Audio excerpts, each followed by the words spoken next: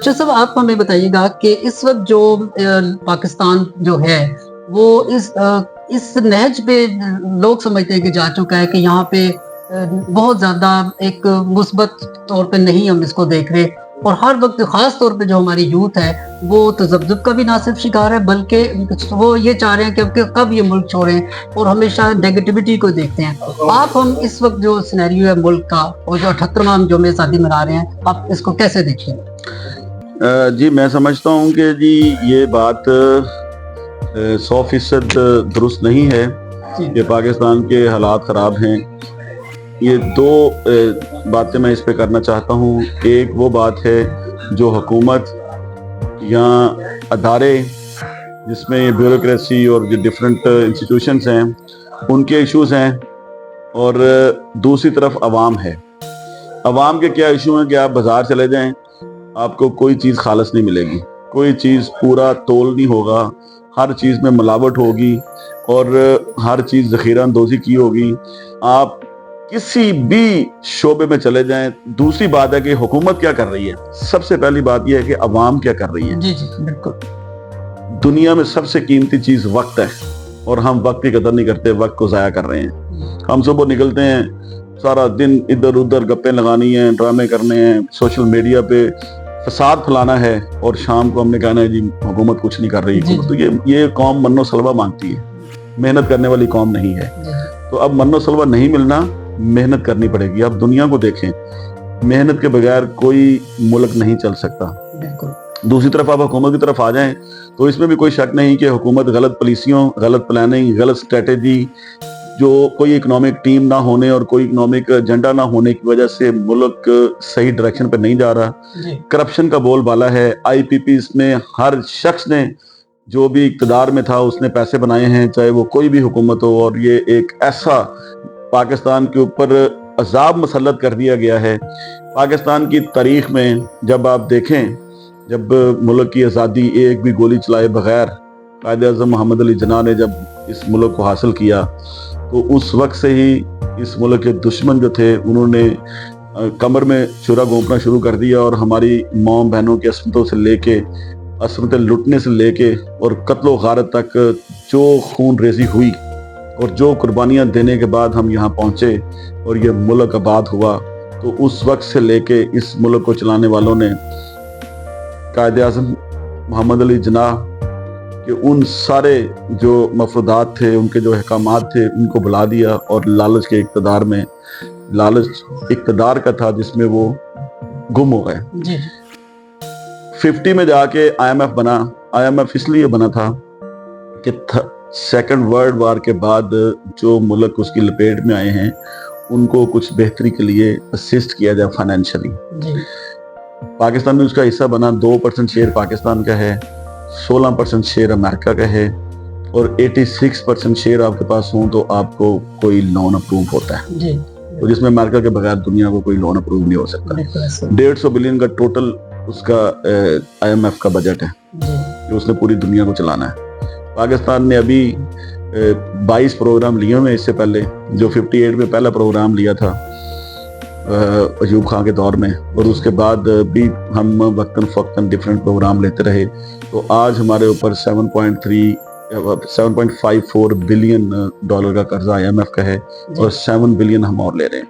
तो टोटल जो हमारे पास इंटरनेशनल हमने फंडिंग की हुई है वो अप्रोक्सीमेटली 138.34 बिलियन है, और 7 बिलियन अभी और आ रहा है। फिर उसके बाद जब IMF से अप्रूव हो जाएगा तो उसके बाद दूसरे भी हमारे पास जो डोनर्स हैं उनसे भी हम कर्ज लेंगे ताकि मुल्क को चलाया जा सके। पाकिस्तान की तारीख में 2 बड़े गलत फैसले हो गए जिसने पाकिस्तान की इकोनॉमी की बुनियादों को सिर्फ नहीं हिलाया बल्कि बर्बाद कर दिया। उसमें पहला फैसला था नेशनलाइजेशन, इंडस्ट्री की नेशनलाइजेशन जब की भुट्टो साहब ने, तो वो पाकिस्तान की बर्बादी की तरफ एक सफर शुरू हो गया। फिर जो इन्होंने लैंड रिफॉर्म्स की उसने भी बर्बादी में ही इजाफा किया। लेकिन जो सबसे बड़ा जुल्म दूसरा हुआ वो IPPs की परमिशन थी। तो अभी पीछे भुट्टो साहब के जो पार्टी है उन्होंने सुप्रीम कोर्ट में केस करके, तो उनका जो केस था अदालत ने उसके अगेंस्ट एक फैसला करवाया कि जी वो गलत उनको सजाए मौत की सजा सुनाएगी, बड़ी अच्छी बात है। जी मैं समझता हूँ कि ये अदालती कत्ल और ये वो सारी चीजें नहीं होनी चाहिए, लेकिन जो जुल्म इस मुल्क पे हुआ, जो गद्दारी इस मुल्क के साथ हुई, ये नेशनलाइजेशन से लेके 2 साल के बाद ही बर्बाद होगी वो चीजें, लोग बाहर चले गए मुल्क छोड़ के, वो 22 खानदान, और उसके बाद फिर जो कुछ हुआ इस मुल्क के साथ, उसका जिम्मेदार कौन है? फिर उसके बाद जब आपने रिफॉर्म्स की, आपने लोगों से जमीनें छीन ली और बांट दी, जो बंदर बांट की अपने लोगों को, उसका जिम्मेदार कौन है? जी और फिर जो IPPs बने, उसका जिम्मेदार कौन है? क्या उन पे आर्टिकल 6 नहीं लगता? क्या वो गद्दारे वतन नहीं है ये काम करने वाले? वो केस कौन करेगा अदालतों में, और वो अवाम को इंसाफ कौन दिलाएगा? मैं तो इस चीज पे बड़ा खाइफ हूँ कि कौमें जब अपना एहतसाब नहीं करती तो वो इसी तरह बर्बादी की तरफ सफर करती हैं। उसके बाद आज कोई काम आपके मुल्क में करप्शन, रिश्वत के बगैर नहीं होता। आप टैक्स देते हैं, लेकिन आपने एजुकेशन अपने बच्चों के लिए प्राइवेट लेनी है। आप टैक्स देते हैं, लेकिन सेहत आपने प्राइवेट कॉलेज से लेनी है। आप टैक्स देते हैं, आपने खित्ते में सबसे महंगी बिजली गवर्नमेंट से लेनी है। आप टैक्स देते हैं, आप खित्ते में सबसे महंगी गैस अपने गवर्नमेंट से लेनी है। आप टैक्स देते हैं, आपको कोई उसके अगेंस्ट बेनिफिट नहीं है, कोई रिस्पेक्ट नहीं है, कोई चीज़ नहीं है। इसलिए नहीं है कि हुकूमत में, इक़्तिदार में आने वाले लोगों के पास ना कोई एजेंडा है, ना कोई टीम है, ना कोई प्लानिंग है, ना कोई स्ट्रेटेजी है, जिसकी वजह से मुल्क इन मसाइल में गिर रहा है।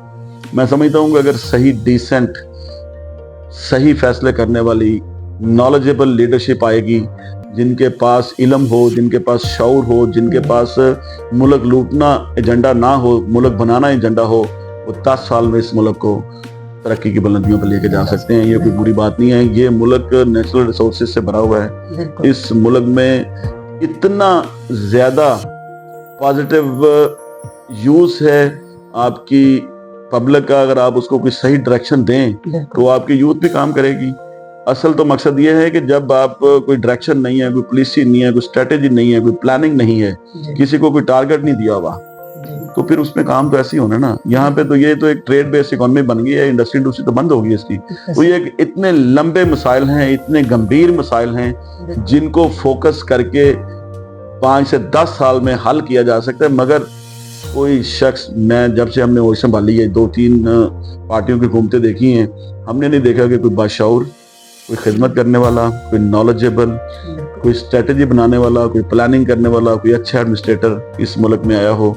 इक़्तिदार बस उनके पास ही है जिन्होंने करप्शन करनी है। जी बहुत शुक्रिया ज़फ़र साहब कि आपने गुफ्तगू सुनी। ना सिर्फ उन्होंने मुल्क के मसाइल को की निशानदेही की, बल्कि बहुत अच्छे अंदाज में हल भी बताया।